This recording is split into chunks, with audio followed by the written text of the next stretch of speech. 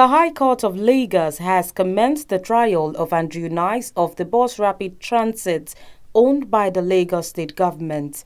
Nice is facing 2 rape cases, mother of late Oluwabamishi Ayowole, a 22-year-old fashion designer, and conspiracy of her murder.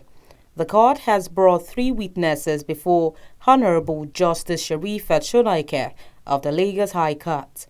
One of the 3 witnesses, named Mary Jane Ineka Odeze, narrated her experience with Andrew Nice inside the bus. Mary Jane Ineka stated before Justice Shonaike that she lived at Jakande as a sales representative, and on the 25th of November, she boarded a bus going to Jakande and sat at the back, of which the driver later told her to come to the front. The Commissioner for Justice, Attorney General, Lagos State Moyosori Onigbanjo, questioned the witness if she had reported the matter to the police, which she answered no, as they also had issue with the police and also demand money from them whenever anyone approaches them, which the justice acknowledged to be true. Moving the case forward, Honorable Justice Shonaike therefore adjourned the case to the 10th of May for cross-examination. Speaking to journalists after the proceeding, the counsel to late Bamishi, Barrister Adeshina Delana, had his view on the day. Prosecution started today by putting one of his witnesses into the witness box and elicited evidence through her.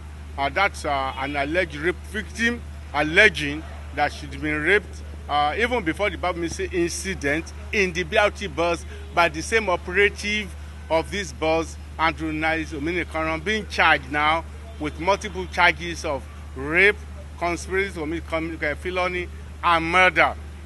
Now, what transpired in court today, we, as for the family, are not particularly happy. Like we have said before in our press release, to our best of mind, the prosecution has not yet tied all its act together. The house is not in order. This is the truth. And we need to send this note of warning, which you said in our press release before, that let the public be wary. We suspect untidiness on the part of the prosecution because this is a novel aspect of a crime happening in Nigeria. That is, this is the first time a violent crime is happening in a government facility. Lagos State is trying to deny that obvious fact that BRT is a franchise.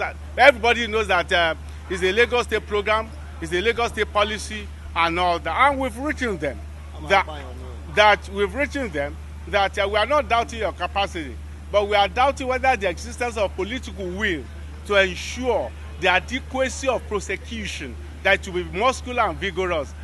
They sent to us. We are yet to receive the formal reply, but they've told us directly on Friday by Dr. Babajide Martins, the DPP, saying that they have rejected our application for fiat.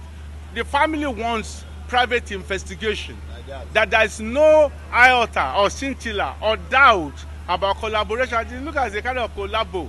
And those of you that are in court today, I don't want to say much. We are praying that this case is not being set up for destruction at the Court of Appeal. Things ought to be done more properly.